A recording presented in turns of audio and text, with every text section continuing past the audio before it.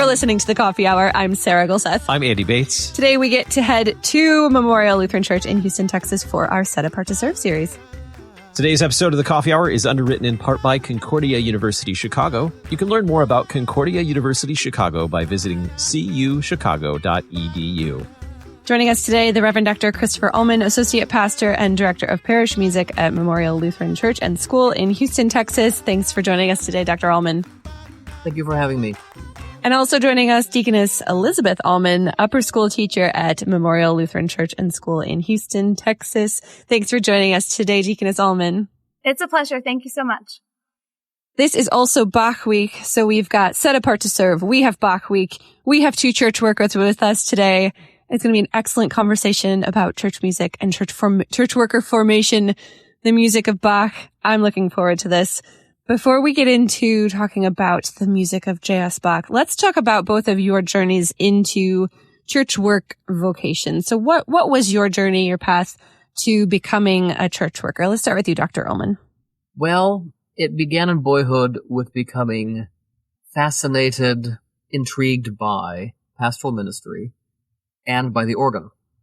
And essentially, in the course of undertaking Lutheran schooling, from kindergarten through 12th grade, along the ways of high school, beginning to take organ lessons.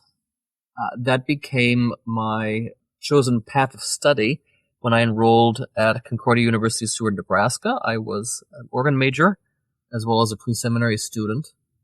From there, I went to Concordia Seminary St. Louis. After that, a further master's degree at the University of Notre Dame. I liked it enough to then pursue doctoral studies at the University of Texas at Austin. That was my trajectory, but it really started very early on in terms of immersion in the life of the church, being fascinated, being intrigued by pastoral ministry as well as the role of the organ in the context of the liturgy of the church and the instrument and the literature for it. I had a number of people in my life who demonstrated good pastoral ministry and good leadership at the organ for me to see myself perhaps as doing that. And sure enough, that's what happened. At that time, how did you see the role of the organ in the life of the congregation, in the life of the divine service and liturgy? Rendering all of that well, but not just supporting the congregation singing it, encouraging the congregation in singing what was on a given Sunday. But not just that, also inspiring them to greater heights of what church music could be. Not just simply replication of notes on the page, but an inspired, creative, possibility thinking concerning what can the organ actually do? How can liturgical music actually take shape? How can congregational singing truly be something that is alive?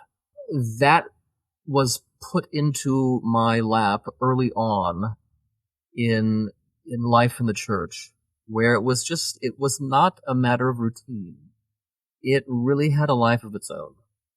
And that further inspired me to contribute to that whole thing for congregations that I would serve eventually.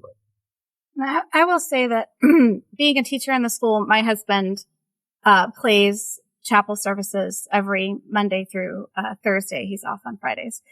And he does a lot of textual painting, right? So he will do interpretation in the way he's playing a particular text that will interpret the words that are on the page and what's being said and what's being proclaimed there. And my students will come upstairs and say to me, "Oh, Dr. Ahlman did something really cool today." Like they notice when that happens. And he has even inspired, we have a student who plays the piano for chapel quite a bit and fills in, and she's learning organ with you. But she has been very inspired by that.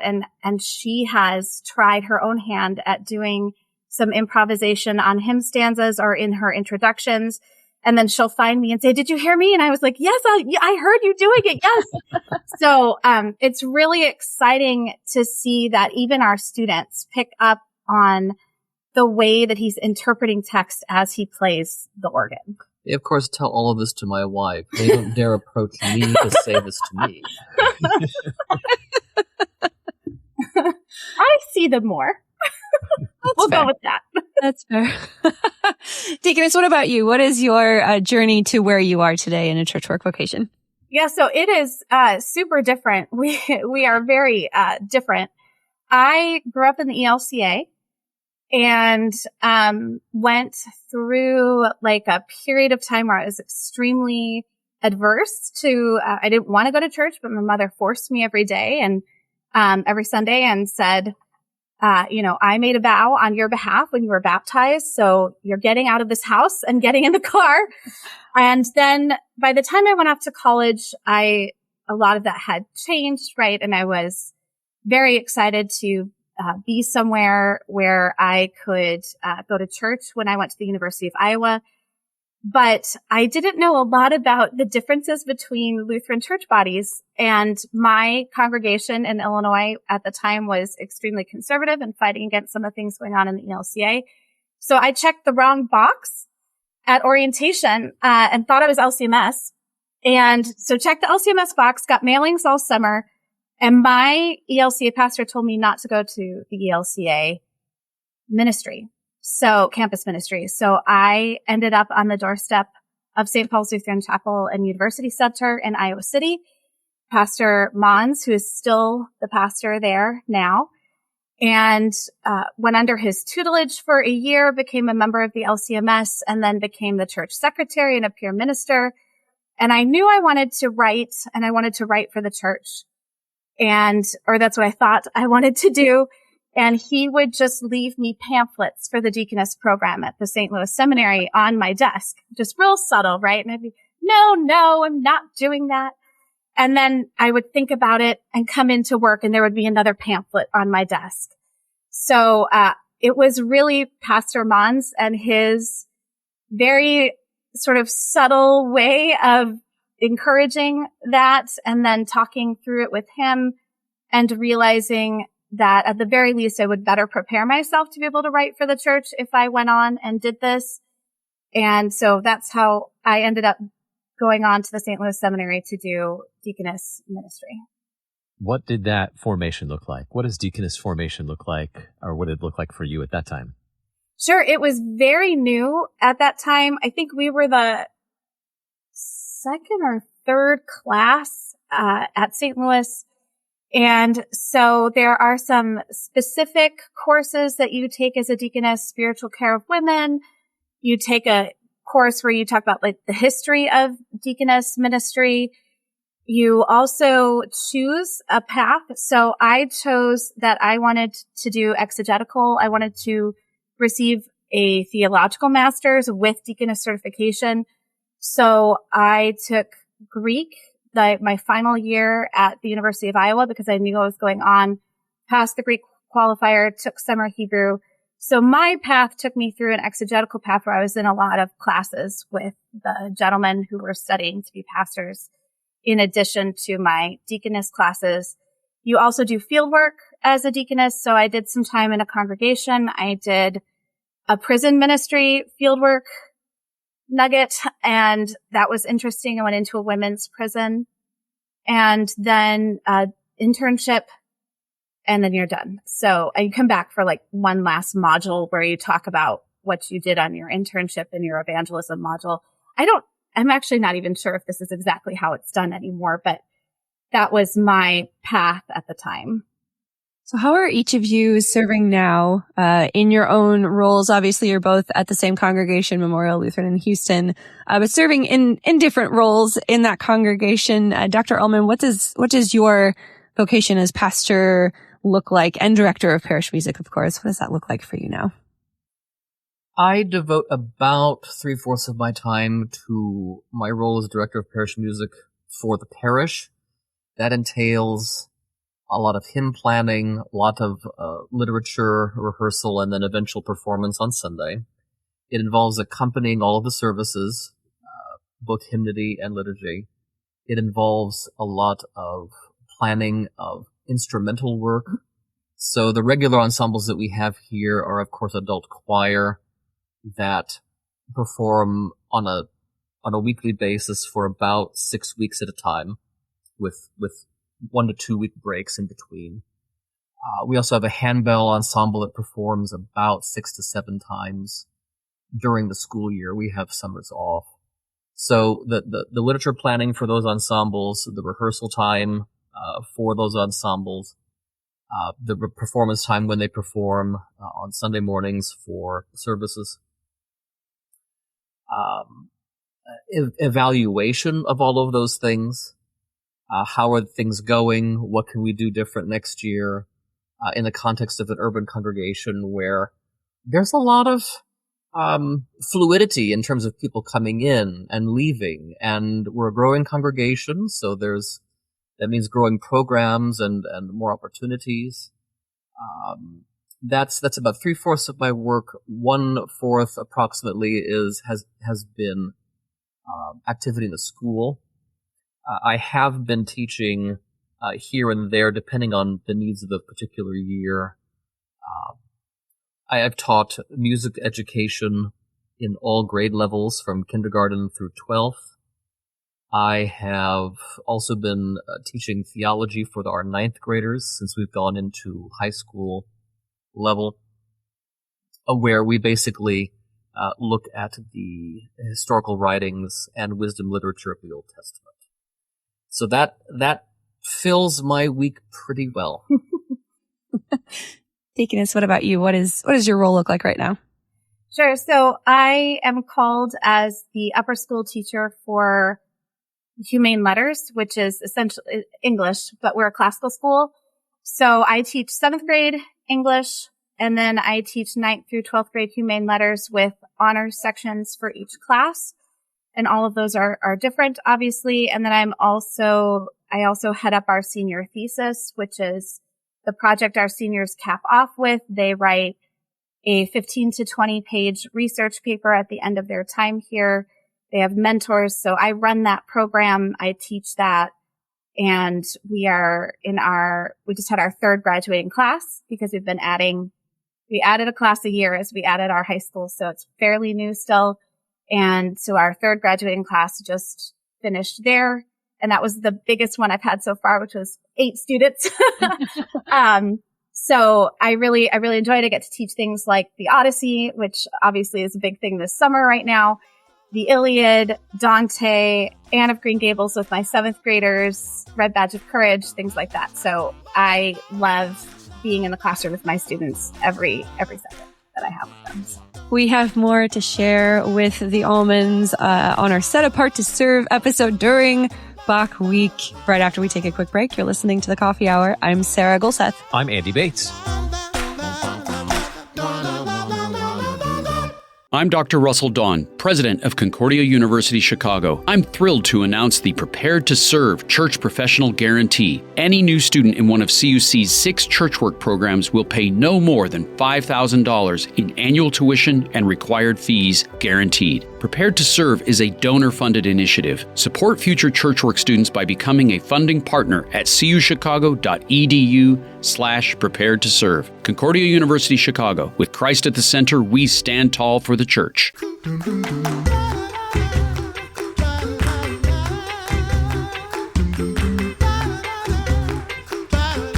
Welcome back to the Coffee Hour. I'm Sarah Gulseth. I'm Andy Bates. We're talking with the Reverend Dr. Christopher Ahlman, Associate Pastor and Director of Parish Music at Memorial Lutheran Church and School in Houston, Texas, and also Deaconess Elizabeth Ahlman, Upper School Teacher at Memorial Lutheran Church and School in Houston, Texas.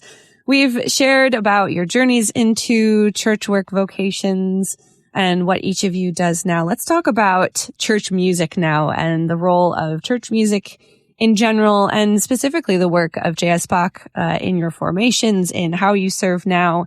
Let's talk about Bach's influence in your formational journeys. Dr. Ahlman, I know this might be a little bit more in-depth on your part. I'm very curious how the music, church music in general, but really J.S. Bach, how that music was influential in your formation into the musician you are today? In terms of learning organ literature, and, many people are down on the 1980s. Way too many people who are down on the 1980s. They need to be more in touch with J.S. Bach. If they were more in touch with J.S. Bach, they would not be so down on the 1980s. Why do I say that? Because it was during the 1980s that, especially on the American scene, but also in Europe and so forth, academic and scholarly approaches to organ music took on what's called historical performance practice. And basically what that means is we want to pursue what we know to be authentic sound. We want to capture how Bach or whomever sounded as best as we can arrive at it in our day. Well, how do they do that? Well, basically, they seek out spaces that were present and are still extant in our day, where a composer composed his music and performed it.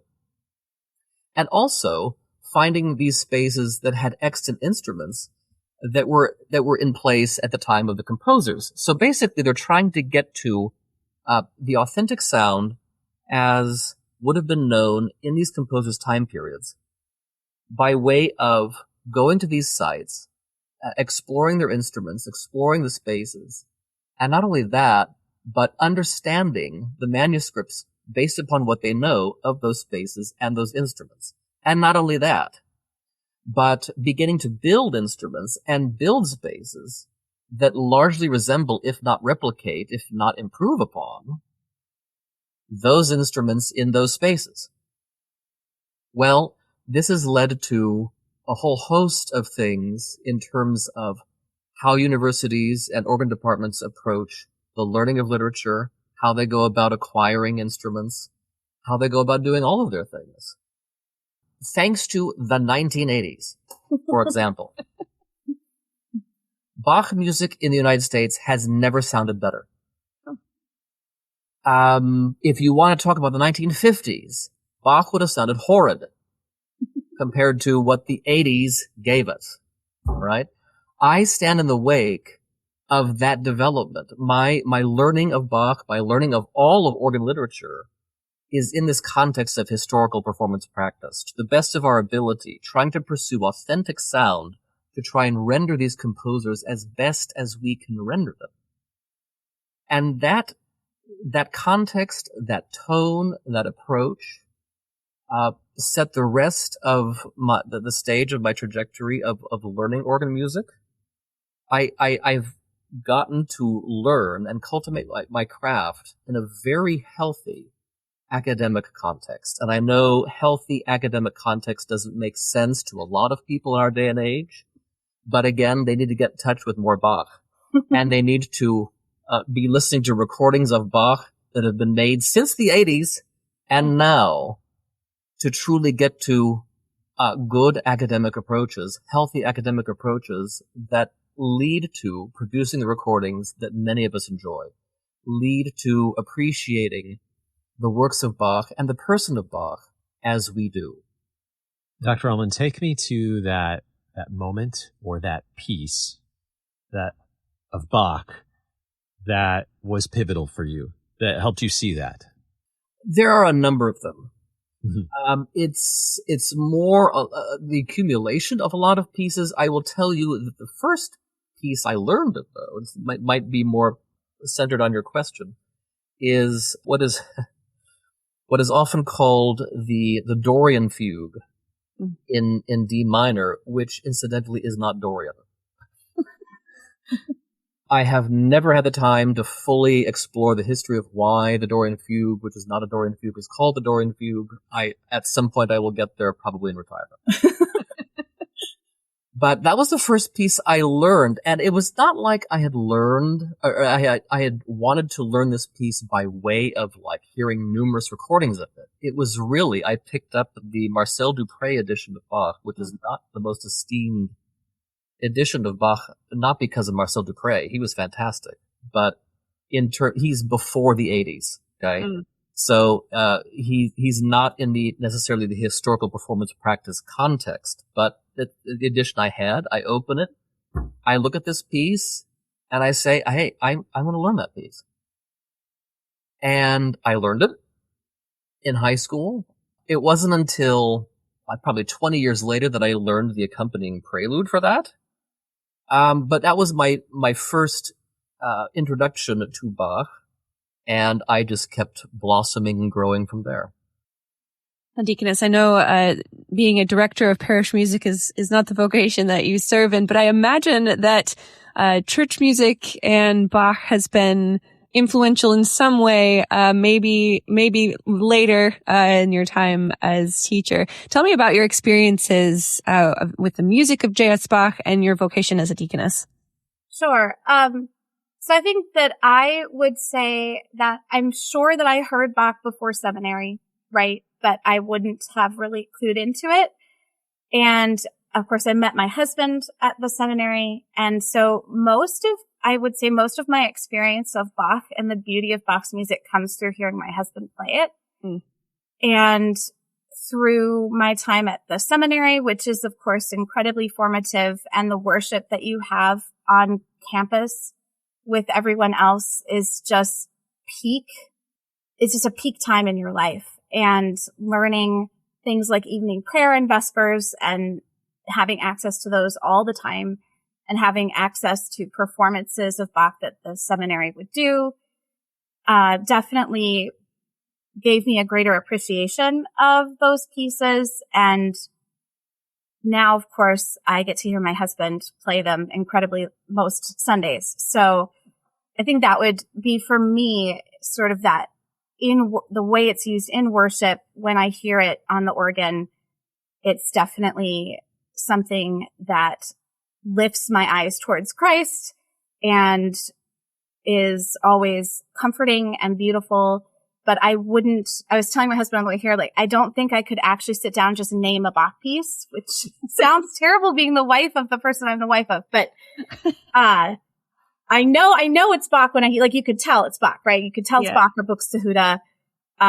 Well, maybe I can't because I've been around my husband so long, but I wouldn't be able to just sort of pinpoint exact pieces, although hymnody is very important to me. And coming back into hymnody, when I was in the ELCA, there was a time where I would always go to the contemporary worship service. And then when I went to college, the beautiful liturgy again, and realizing just what a treasure that was and what a treasure hymnody is. And having lived overseas and singing those hymns in a different language, and then picking up a hymnody from Germany that we also really love. And there are hymns that we don't sing here that I miss from there. So music in general is formative and important to me. And because I'm a person that likes to think about text and interpret text, the text of hymns is really important to me. But of course, also any Bach piece, even with all the Bach pieces without words to them, are incredibly beautiful and helpful. Dr. Ahlman, as a pastor and director of parish music, what is the place of Bach in the life of your congregation now and the ways that you serve? What's the place of Bach and the impact of Bach on congregational singing and the life of the congregation?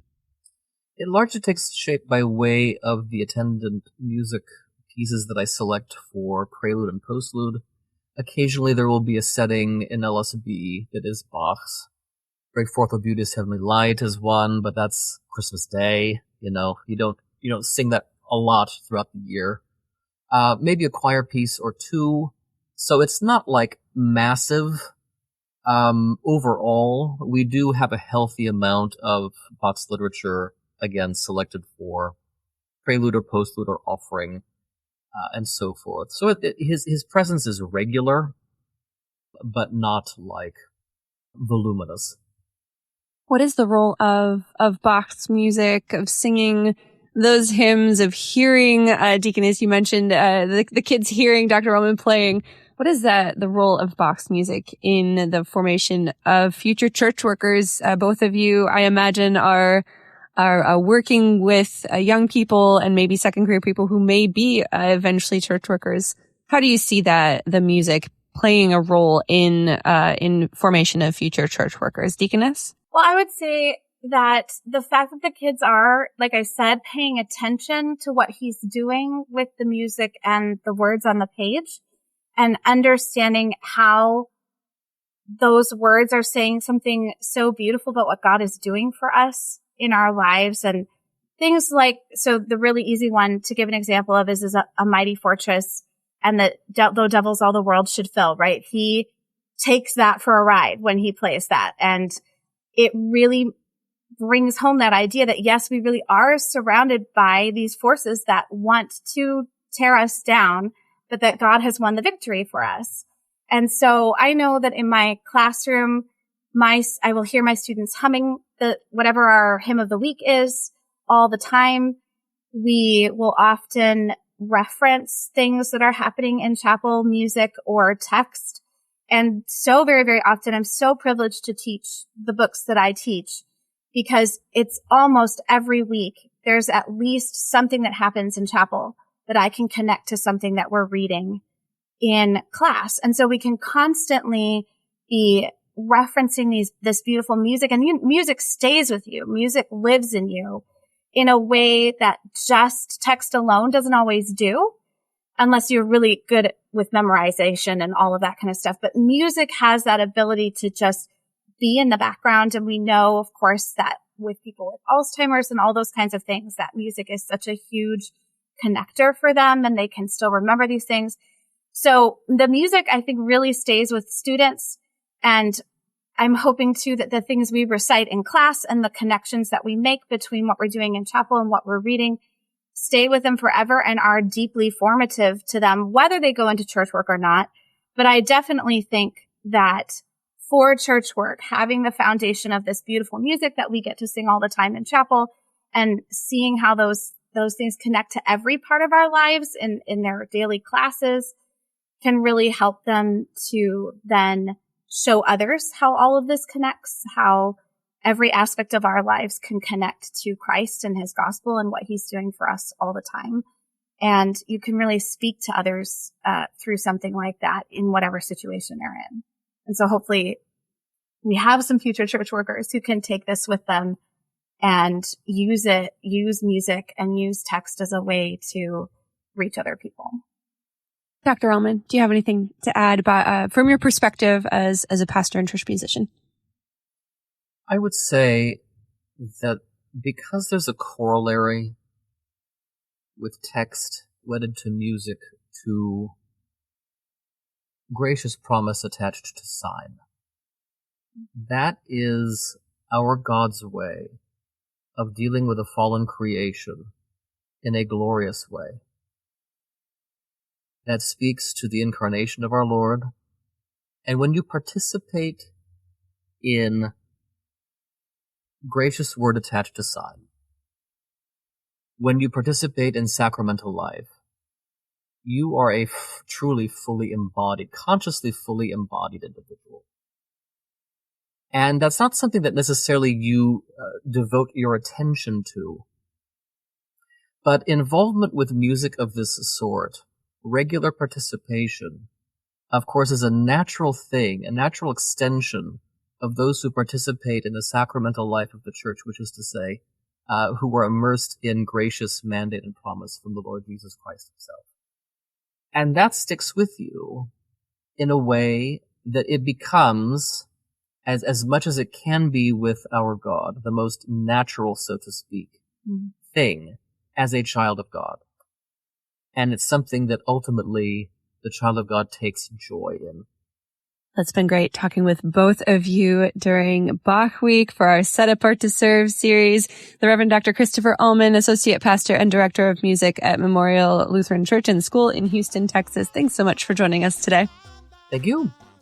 And Deaconess Elizabeth Ahlman, Upper School Teacher at Memorial Lutheran Church and School in Houston, Texas. Thanks so much for joining us today. Thank you very much. It was great to be with you. And you can learn more about Set Apart to Serve at lcms.org/SAS. You've been listening to the Coffee Hour during Bach Week. I'm Sarah Golseth. I'm Andy Bates. The Coffee Hour is a production of KFUO. This program and our station are dependent on listeners just like you. To support KFUO Radio, our podcast, and all the other programming, please make your gift or pledge today at kfuo.org/give and help us continue sharing the good news of Christ for you anytime, anywhere. kfuo.org/give.